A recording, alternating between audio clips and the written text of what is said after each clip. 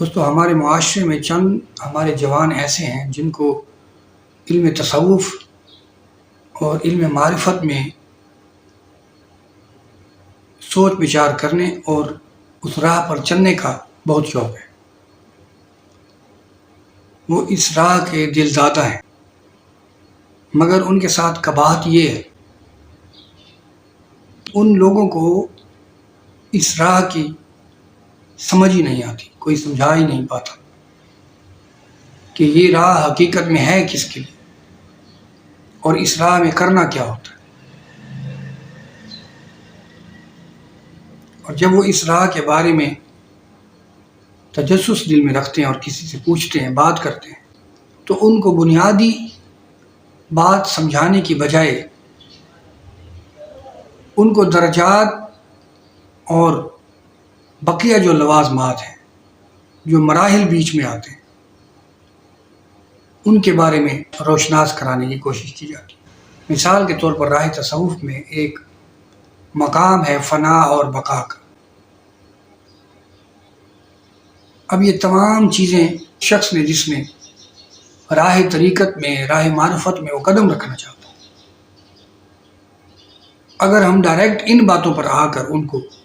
یہ چیزیں سمجھانے اور سکھانے لگ جائیں تو وہ تو شش و پنج میں پڑ جاتا ہے کہ یہ ہے کیا، اس کا خمیازہ ہمیں کیا بھگتنا پڑ رہا ہے کہ ہمارے جوان قلب و روح کی پاکیزگی سے دور ہیں۔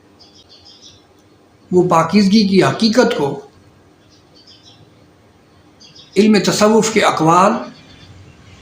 اور اولیاء کرام کی روایات اور واقعات کو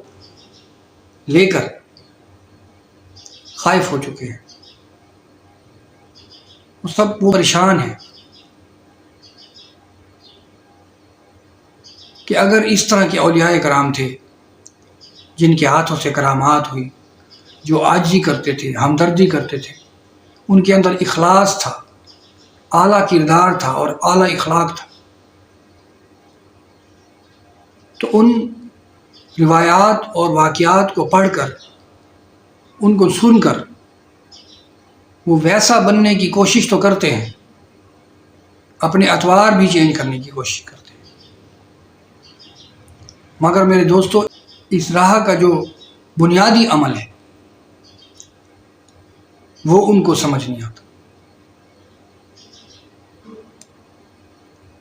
اور اس سے بڑھ کر ایک ہم پہ عذاب یہ ہے کہ ہمارے کچے صوفی درباری پیری طریقت اور عامل اولیاء بھی ہوتے ہیں جن کو کسی فقیر کی طرف سے یا کسی محنت کے پیش نظر ان کو اذن نصیب ہو جاتا ہے کہ وہ فلاں دم پڑیں گے تو بیمار کو شفا مل جائے گی، فلاں تعویذ دیں گے تو لوگوں کو کام ہو جائے گا۔ ایسے عامل پیر جو حقیقت میں پیر نہیں ہوتے بلکہ وہ عامل ہوتے ہیں، چونکہ وہ عامل ہوتے ہیں اور پیر نہیں ہوتے، بزرگ نہیں ہوتے، تو ان کے ہاتھ سے خرافات اور کچھ گناہ سرزد ہو جاتے ہیں کہ دیکھنے والا جو ہے وہ راہ طریقت سے خائف ہو جاتا ہے، دور بھاگتا ہے، کیونکہ کتابوں میں تو اس نے کچھ اور پڑھا ہوتا ہے کہ وہ اعلیٰ اخلاق کے مالک تھے، وہ اللہ کی محبت میں آ کر عاجزی انکساری کا اظہار کرتے ہیں، مگر عام روٹین میں جب ایسے عاملین کو وہ ملتے ہیں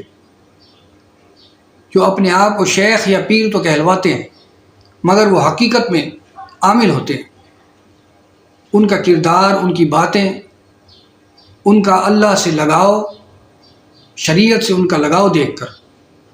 ہمارا جو نوجوان ہے